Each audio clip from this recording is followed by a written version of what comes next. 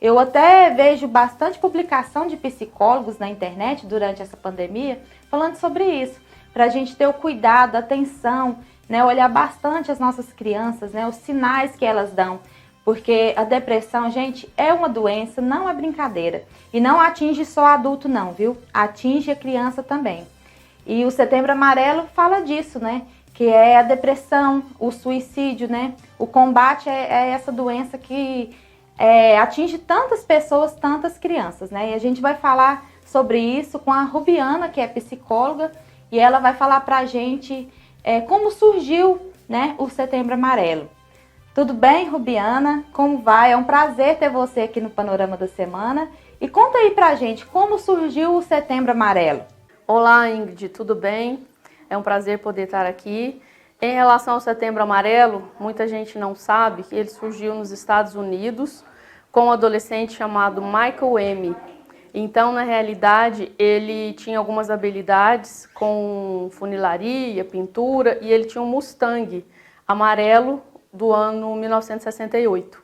E esse Mustang ele mesmo reformou. O que, infelizmente, aconteceu é que nem os amigos, nem a família perceberam que Mike viria a tentar contra a própria vida. Então, ele tentou suicídio aos 17 anos, se matou, e o Setembro Amarelo surgiu exatamente por conta do Mustang. No velório dele, os amigos e os familiares distribuíram alguns cartões e fitas amarelas. Então, a partir daí, com a mensagem, se precisar, peça ajuda.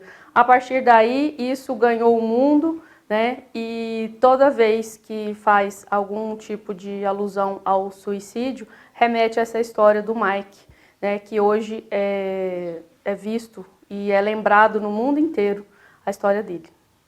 Gente, o Setembro Amarelo realmente é um assunto muito importante e vale a pena você ficar aqui com a gente até o final para saber tudo sobre esse assunto. Rubiana, agora vamos falar de números, né? A gente sabe que essa pandemia vem desde março, né? Muita gente quebrou a rotina, né? Rotina de trabalho, escola, academia e tudo, e tá ficando em casa. É um mundo novo para todos nós, né? Assim, eu particularmente não tinha o costume de ficar tanto tempo em casa como eu tô ficando agora. E com isso causa depressão, né? Tanto nas crianças quanto nos adultos. E no Brasil, como que tá hoje, Rubiana? Você tem números sobre o suicídio no Brasil hoje, depois da pandemia? Ingrid, o que a gente sabe é que no Brasil, por ano, são registrados cerca de 12 mil suicídios. No mundo, a gente tem hoje uma média de mais de 800 mil casos, né, anuais. Com a pandemia, a gente não tem ainda esse número oficialmente em percentual, mas o que a gente tem é um crescente número de depressão, de ansiedade, de problemas de saúde mental de modo geral, né? Porque as pessoas com esse isolamento, né, nem todo mundo consegue lidar muito bem com isso.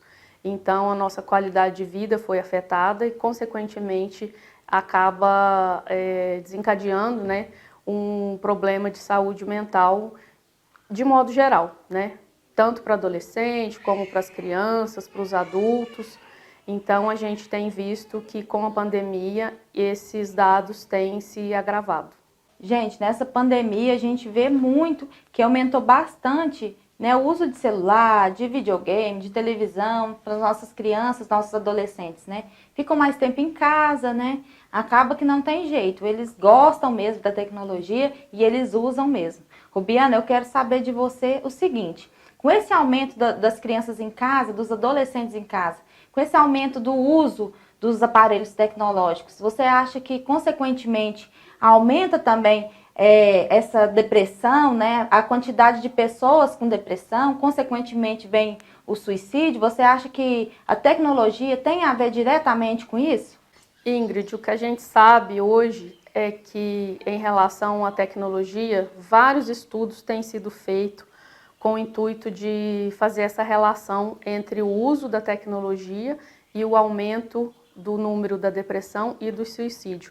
Vários estudos confirmaram isso, inclusive vinculado ao número de horas que as pessoas têm feito o uso das redes sociais, da internet, e hoje em dia é considerado até um vício em tecnologia, até séries, né, como Netflix, por exemplo, os games. Então, com essa pandemia, esse número com certeza aumentou, né, as pessoas têm estado mais tempo fazendo uso, cada vez mais em número de horas, e o que a gente percebe é que, infelizmente, os estudos confirmam que tem uma relação direta entre depressão e o tempo de horas utilizado nessas redes sociais, na internet, nos games, de modo geral. Inclusive, esse é o tema do livro que eu vou estar lançando o mês que vem, né? Que é sobre o vício em tecnologia. Então, é um assunto que tem chamado bastante atenção, né, das pessoas, é um assunto novo e tem até um termo para poder descrever isso, esse vício, né, que se chama nomofobia. Rubiana, muito obrigada pela sua participação, foi muito importante as informações que você deu aqui para a gente hoje. Eu queria, para a gente finalizar, que você deixasse uma orientação para os pais que estão nos assistindo agora, né, de como a gente pode perceber e como a gente pode evitar o quadro depressivo na criança. Ingrid, eu que agradeço a oportunidade, espero poder ter contribuído aí com algumas dicas em relação ao suicídio. E em relação à pergunta, a orientação que eu diria aos pais é prestar atenção no comportamento do seu filho. Em relação à alimentação, se houve alguma alteração, ao sono, quanto tempo ele tem ficado nas redes sociais, tem trocado o dia pela noite, a socialização, está deixando de sair com os amigos, está deixando de fazer atividades ao vivo, presenciais, para poder ficar trancado num quarto, fazendo uso de games por horas, né, intermináveis. E uma dica também que eu dou aos pais, principalmente, a gente tem muita reclamação quanto ao uso excessivo, né, das redes sociais. Só que muitas vezes, na maioria das vezes, os filhos simplesmente copiam o modelo dos pais. Então, os pais também acabam se distraindo e ficando muito tempo nas redes sociais, e quando ele vai cobrar do filho, o filho acaba não atendendo porque vê que o pai também tem um comportamento semelhante. Então, assim, fazer atividades mais presentes, né? Procurar sair ao máximo de casa, levar para o ar livre, fazer atividades em clubes, em parques. A gente sabe que agora, né, tá um momento complicado, mas assim, mesmo que seja em casa, momentos em família, cozinhar junto, assistir filmes juntos, jogos, né?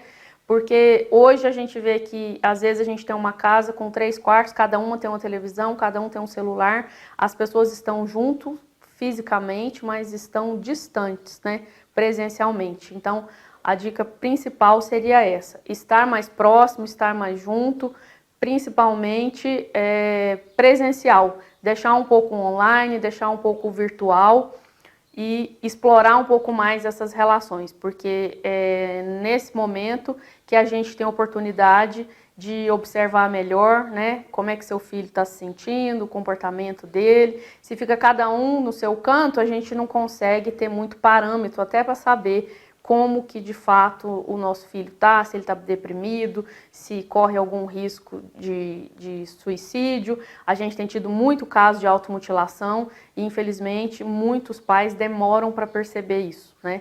Então, quanto mais presente você tiver, mais rápido é essa prevenção e essa atuação frente ao suicídio e frente ao comportamento. Então, eu queria agradecer aqui mais uma vez, deixar para os pais ou para quem queira, né, fazer algum comentário, tirar alguma dúvida. O meu Instagram é palestranterubiana com y.rodrigues. Pode entrar lá nas redes sociais, eu costumo sempre postar, né, atividades referente ao tema, referente à psicologia, à depressão. Então, se você quiser me seguir, aproveite essa oportunidade e tire também a sua dúvida. Muito obrigado, boa noite.